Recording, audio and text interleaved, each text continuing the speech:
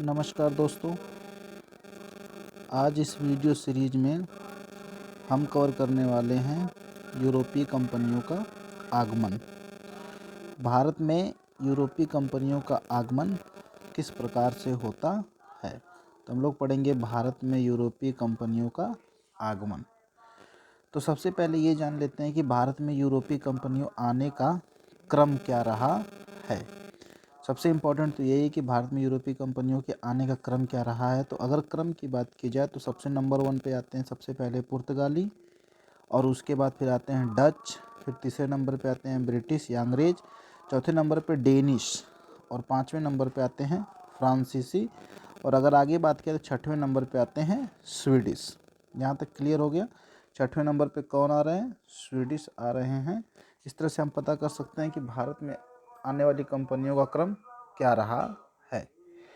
इसके बाद हम क्रम से एक एक के बारे में पढ़ते चलेंगे। जैसे सबसे पहले हम लोग पढ़ेंगे कि पुर्तगाली जो आए तो पुर्तगालियों की क्या क्या खास बातें रही हैं, इस बारे में हमको पढ़ना है।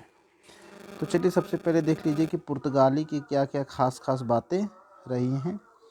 तो चलिए समझिएगा। पुर्तगाली के बारे में एक कहानी। पुर्तगाली भारत आने वाले प्रथम यूरोपीय कौन थे?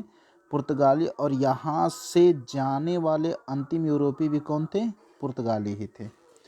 1961 तक देश आज़ाद हो चुका था 15 अगस्त 1947 को। उसके बाद 1961 तक गोवा, दमन एंड दीव पर इनका अधिकार रहा। ठीक है। इसके बाद आगे अगर देखा जाए तो आगे हम लोग देख सकते हैं कि इनका आगमन कब हो रहा है। तो प्रथम पुर्तगाली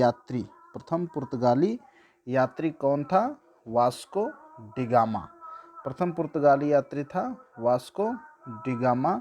तो वास्को डिगामा 20 मई 1498 को, डेट याद रखिएगा, 20 मई 1498 को अब्दुल मजीद एक पथ प्रदर्शक थे। ये अब्दुल मजीद गुजराती थे।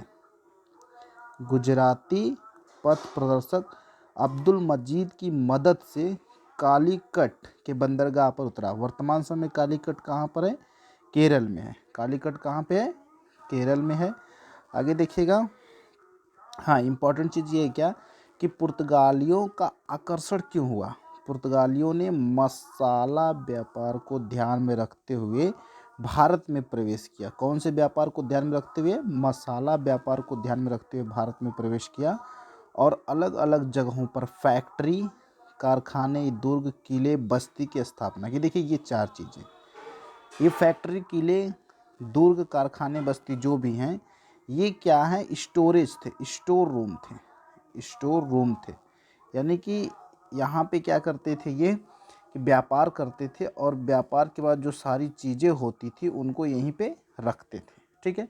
बाद में सैनिक भी रखने लगे थे। ठीक। देखिए पुर्तगाली क्या करे, कारखाना बना रहे हैं, तो कभी कभी पूछ लिया जाता है कि पुर्तगालियों ने कारखाना निर्माण की पद्धति को यानी सिस्टम को कहाँ से प्राप्त किया था। तो ये प्राप्त किया था इटली के व्यापारियों से। इटली के व्यापारियों से पुर्तगालियों ने कारखाना निर्माण की पद्धति को प्राप्त किया था। ठीक। जब वास्को डिगामा भारत आया तो वास्को डिगामा का स्वागत कौन करता है? हिंदू शासक, और उपाधि, नाम नहीं, उपाधि थी जमोरिन। और लेकिन एक खास बात समझिएगा, वहाँ पे जो मौजूद व्यापारी थे अरबी व्यापारी। कौन व्यापारी? अरबी व्यापारी जो मौजूद थे। कहाँ पे? कालीकट पे। उन्होंने वास्को डिगामा का क्या किया? विरोध किया। क्या किया? विरोध किया। क्यों विरोध किया? क्योंकि इस विरोध का आर्थिक था। इसका मतलब क्या है कि अरबी भी व्यापारी थे, ये लोग भी व्यापार करते थे, तो ये नहीं चाहते थे कि कोई बाहर का व्यापारी यहाँ पे आए। इस वजह से अरबी व्यापारियों ने इनका विरोध किया। क्लियर? चलिए। हाँ, वास्को डिगामा जो था वो कौन से जहाज से आया था? तो उस जहाज का नाम था साओ गैब्रियल नामक जहाज से केप ऑफ गुड होप यानी उत्तम आशा अंतरिक्ष होते हुए कहाँ पहुंचा था? कालीकट पहुंचा था। चलिए केप ऑफ गुड होप क्या होता है समझिएगा। जैसे ये अपना भारत है, फिर इधर चलेंगे, ये साउथ अफ्रीका वाला हिस्सा था, यहाँ पे यूरोप था, तो यूरोप से होते हुए यहाँ पे आए केप ऑफ गुड होप, यहाँ से फिर होते हुए ये कहाँ पहुँचा? भारत। तो यूरोप के नीचे यह केप ऑफ गुड होप। ठीक है। Cape of good hope. अगले पेज पे चलते हैं, देखिएगा ध्यान से, कुछ नोट पॉइंट हैं। नोट पॉइंट में क्या है कि दिसंबर 1500 में पेड्रो अल्ब्रेज कैब्रल 13 जहाजी बेड़ों के साथ भारत आता है। कितने जहाजी बेड़ों के साथ? 13 जहाजी बेड़ों के साथ भारत आया। और साथ ही साथ 1502 में दोबारा वास्को डी गामा भारत आया। वास्को डी गामा कुल 3 बार भारत आया था, तो 1502 में दोबारा आया और 1524 में तीसरी बार वास्को डी गामा भारत आ रहा है। और इसी समय इसकी मृत्यु कहाँ हो जाती है? कोचीन में इसकी मृत्यु हो जाती है। और अब वास्को डी गामा को कोचीन के सेंट फ्रांसिस चर्च में दफना दिया गया। समझिएगा, वास्को डी गामा को कहाँ दफनाया गया? कोचीन के सेंट फ्रांसिस चर्च में दफना दिया गया। ठीक है, समझिए, आगे चलिएगा। वास्को डी गामा पर एक महाकाव्य लिखा गया। वास्को डी गामा पर एक पुर्तगीज महाकाव्य लिखा गया है, और उस पुर्तगीज महाकाव्य का नाम है ओएस लूसीदास। याद रखिएगा, पुर्तगीज महाकाव्य का नाम क्या है? ओएस लूसीदास। इसके बाद कुछ अन्य फैक्ट हम लोग देख लेते हैं, जैसे अल्फांसो डी अल्बुकर्क, ये पुर्तगाली गवर्नर था। अल्फांसो डी अल्बुकर्क ने 1503 में कोचीन यानी कि कोच्चि में प्रथम पुर्तगाली फैक्ट्री खोला। तो पूछ लिया जाता है कि प्रथम पुर्तगाली फैक्ट्री कौन खोल रहा है? तो प्रथम पुर्तगाली फैक्ट्री खोल रहा है अल्फांसो डी अल्बुकर्क। कहाँ पे खोल रहा है? कोचीन में खोल रहा है। क्लियर हुआ? आगे देखिएगा। चलिए, ये पहले ही बता दिया गया है कि आरंभ में पुर्तगाली जो थे मात्र मसालों के व्यापार के लिए खुद को सीमित रखना चाहते थे, केवल मसाले का व्यापार करना चाहते थे। लेकिन कुछ समय बाद इनकी नीतियों में परिवर्तन हो गया। ये यूरोप व पूर्वी एशिया के बीच समस्त व्यापार पर एकाधिकार करने की सोची। जब इन्होंने सोचा कि यूरोप और पूर्वी एशिया के समस्त व्यापार पर इनका एकाधिकार रहे, केवल अकेले का अधिकार रहे, तो इनकी नीतियों में क्या होता है? परिवर्तन हो जाता है। और जब नीतियों में परिवर्तन हुआ तो गवर्नरों की क्या होती है? नियुक्ति प्रारंभ होती है। ठीक, तो पहला पुर्तगाली गवर्नर कौन था? तो पहला गवर्नर था फ्रांसिस्को डी अल्मीडा। कौन था? फ्रांसिस्को डी अल्मीडा, जिसका कार्यकाल था 1505 से 1509। तो भारत में प्रथम पुर्तगाली गवर्नर पूछ लिया जाता है, भारत में प्रथम पुर्तगाली गवर्नर कौन था? तो आंसर होगा फ्रांसिस्को डी अल्मीडा। प्रथम पुर्तगाली गवर्नर कौन था? Francisco de Almeida. और इसने बड़ा एक इम्पॉर्टेंट काम किया। इसने क्या किया कि जो कोचीन की फैक्ट्री थी और बसीन में भी एक फैक्ट्री खुल चुकी थी, तो इसने सुरक्षा की दृष्टि से, किस दृष्टि से? सुरक्षा की दृष्टि से उसकी क्या कराई? किलेबंदी करा दी। किलेबंदी का मतलब जैसे मान लीजिए ये फैक्ट्री है, इसके चारों तरफ एक घेरा बना दिया, ठीक ना। और ये फ्रांसिस्को डी अल्मीडा जो है, इसने क्या किया कि हिंद महासागर में ब्लू वाटर पॉलिसी लगा दी। हिंद महासागर में ब्लू वाटर पॉलिसी लगाई, यानी कि नीला पानी नीति, यानी शांत जल की नीति अपनाई। ठीक,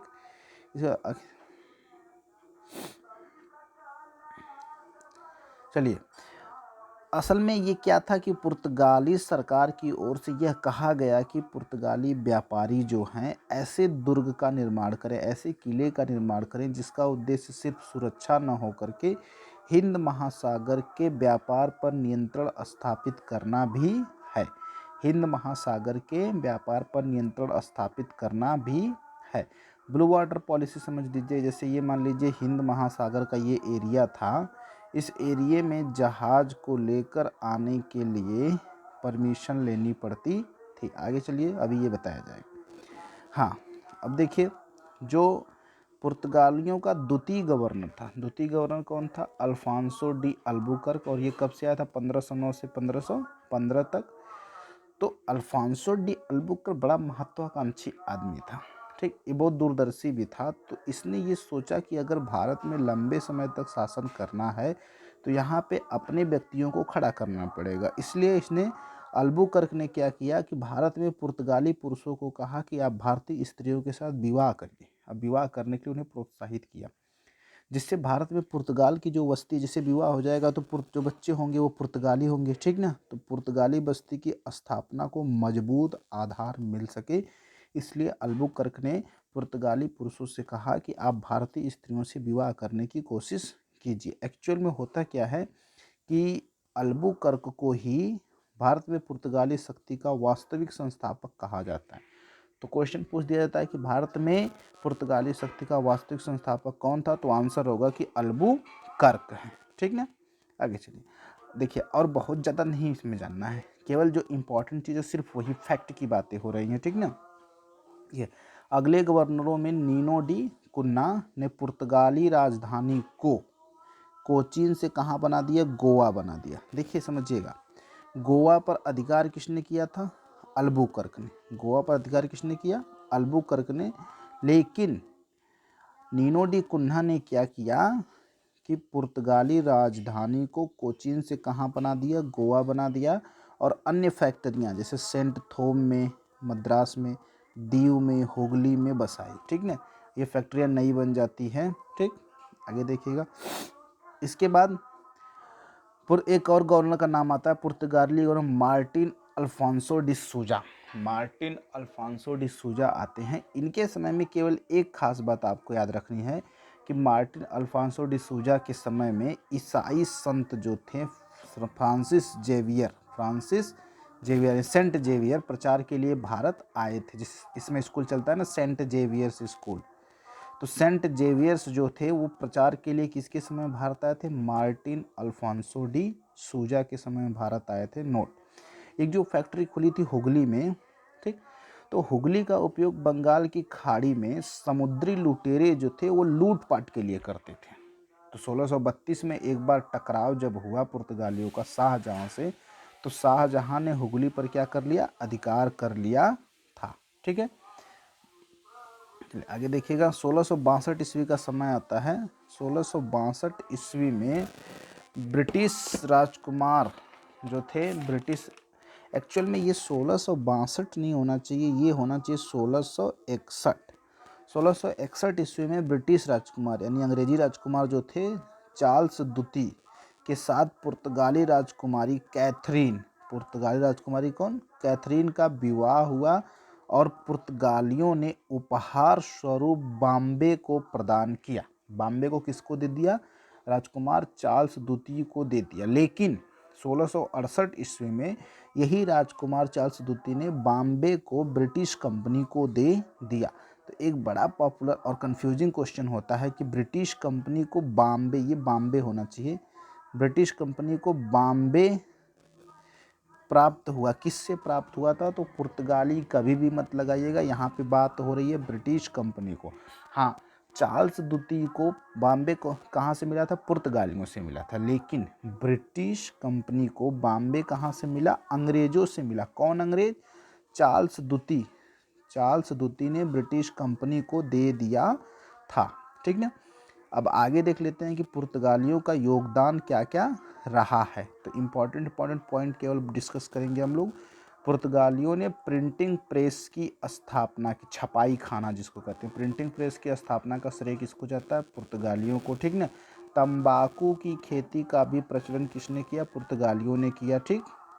यूरोपीय भवन निर्माण की गोथिक शैली का प्रचलन हुआ भारत में। गोथिक शैली क्या होती है, देखिए चर्च देखे होंगे आप, चर्च में जैसे ऐसे बना होता है चर्च, ये ऐसे ऐसे ऐसे, मान लीजिए ये छत हो गया, छत के ऊपर ऐसे त्रिभुजाकार ऐसे ढेर सारे नुकीले नुकीले होते हैं ना, इसको कहते हैं गोथिक शैली।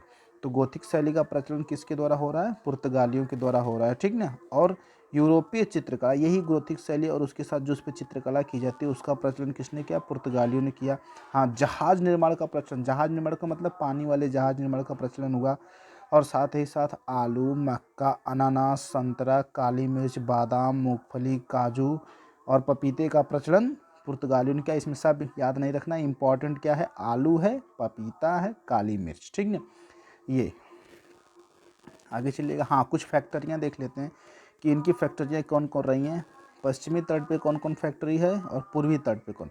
पश्चिमी तट पे जो फैक्ट्री है कोचीन, कुन्नूर, कालीकट, दीव, बशीन, सूरत, भावनगर, दमन। और पूर्वी तट की जो फैक्ट्रियाँ रही हैं वो कौन कौन सी हैं? पूर्वी तट की फैक्ट्रियाँ हैं सेंट थॉम, हुगली, चटगांव, सतगांव, बंदेल। अब ये पश्चिमी पूर्वी क्या, देखिए ये अगर हम कह लें कि ये जैसे ये भारत का नक्शा है नीचे वाला हिस्सा, तो ये हो गया पूर्वी वाला हिस्सा ईस्ट वाला, और ये हो गया वेस्ट वाला। तो पूर्वी तट पे जो फैक्ट्रियाँ थी वो ये थी सेंट थॉम, हुगली, चटगांव, सतगांव, बंदेल, और इसके साथ ही पश्चिमी तट की फैक्ट्रियाँ। ठीक ना।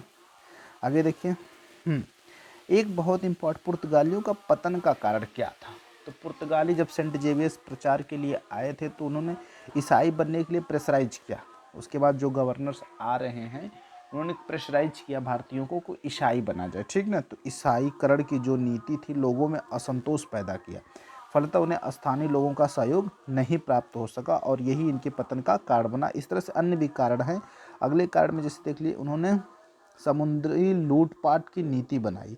समुद्री लूटपाट की नीति का मतलब जो एक ब्लू वाटर पॉलिसी थी, और एक बना जो कार्टेज आर्मेड काफिला पद्धति।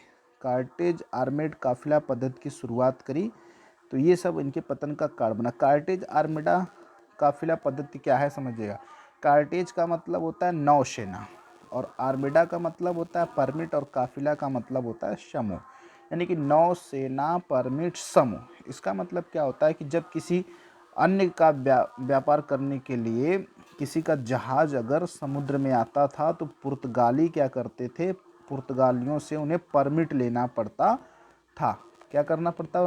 पुर्तगाली जो नौसेना थी आर्मेडा, उनसे कार्टेज लेना पड़ता था, यानी परमिट लेना पड़ता था। और परमिट अगर नहीं आप लिए तो आपको दंडित किया जाता था। दंड के फलस्वरूप क्या किया जाता था कि समुद्री जहाज आपके लूट लिए जाते थे। इससे क्या हुआ कि एक शत्रुओं की संख्या में इनकी वृद्धि होती चली गई। हाँ, एक चीज़ और, अगर आपने मान लीजिए कार्टेज ले लिया है, कार्टेज लेने वाले व्यापारियों के लिए भी कुछ रेस्ट्रिक्शन है। कार्टेज लेने वाले व्यापारियों को गोला बारूद एवं काली मिर्च, गोला बारूद एवं काली मिर्च का व्यापार करने की अनुमति नहीं थी। गोला बारूद और काली मिर्च का व्यापार करने की अनुमति नहीं थी।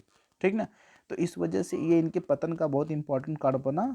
और एक लास्ट पॉइंट हम लोग इसमें पढ़ेंगे कि पुर्तगाली जो नौसैनिक शक्ति है, पुर्तगाली नौसैनिक शक्ति को एस्तादो द इंडिया के नाम से जाना जाता है। एस्तादो द इंडिया के नाम से जाना जाता है। तो दोस्तों, आज हमने सिर्फ पुर्तगालियों को एक फर्स्ट रिवीजन की तरह इम्पॉर्टेंट पॉइंट को कवर किया। ठीक ना। और इसका जो क्वेश्चन सीरीज होगा वो अगले वीडियो में आएगा। तो अगर आपको ये वीडियो पसंद आया है तो प्लीज़ इसे लाइक ज़रूर करें, शेयर करें और मेरे चैनल को सब्सक्राइब कर दें ताकि ऐसे ही वीडियो आपको मिलते रहें। ठीक है, धन्यवाद।